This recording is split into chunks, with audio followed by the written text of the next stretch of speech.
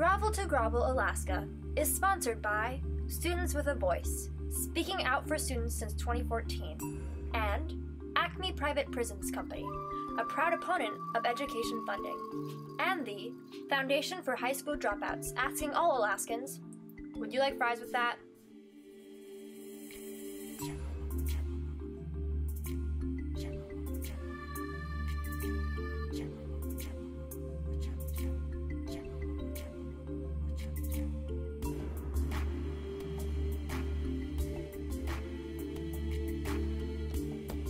Bring Finance Committee to order.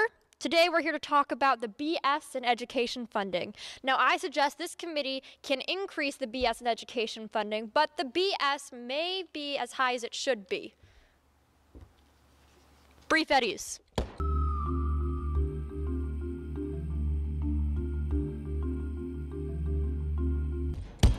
Yes, so we're talking about the BSA in education funding.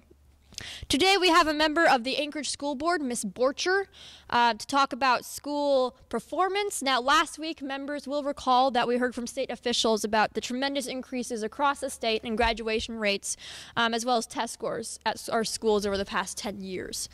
But before we turn it over to her, Representative, I believe you had a question?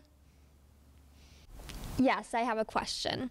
I wanted to discuss why you used one-time federal funds to hire teachers, even though we specifically told you these are one-time funds over and over again, and yet you thought it was okay to hire more teachers. It boggles my mind that you thought you could use one-time funds to hire teachers. Could you please explain that to me? We did not use one-time funds to hire teachers. We used the federal funds to install IT equipment and hire the staff to install that IT equipment.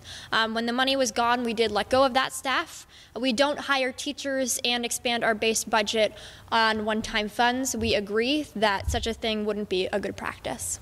Well, that's not what I wanted to talk about anyway. What I wanted to talk about is how you guys keep saying that we aren't increasing education funding when over the past 3 years we've given you one-time funds in transportation or energy or security to free up money for teachers.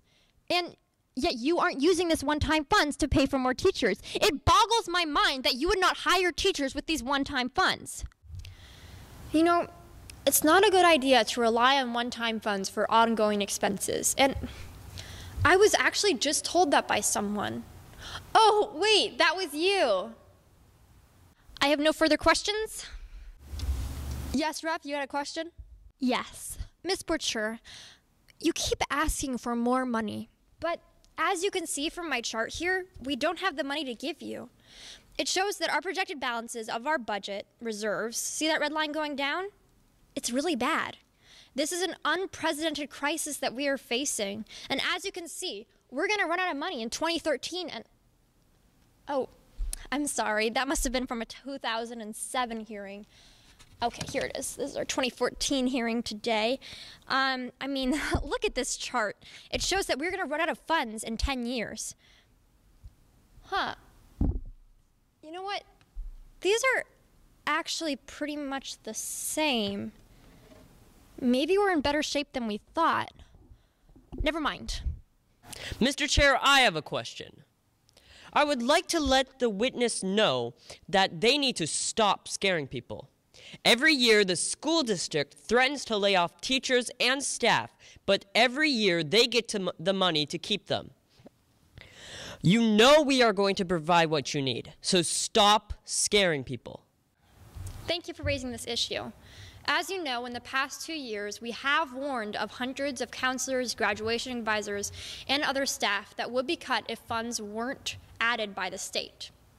Today, I've actually brought along with me all of those counselors, staff, and graduation advisors who were saved by the legislature restoring funds.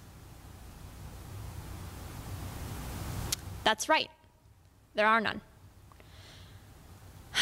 These cuts were not a scare tactic for them. They're all now gone. And as you look at all those empty chairs, please understand that each of them represents someone who was in our school 2 years ago helping our students, but now they're gone. Now, our students face a lot of socioeconomic difficulties, and it's that much harder to get them through 12 years of school without a fully funded counseling staff. And that's why I am here to ask you to raise the base student allocation by $400 with scheduled increases over the next 3 years. Please, think about our children. Think about the future of Alaska. Thank you, Ms. Borcher. Finally, I'd like to sum things up by saying you need to stop asking for more money. We have given you the same amount of money for the last 3 years for classroom staff, and each year you cut more positions. Just stop paying teachers more money each year.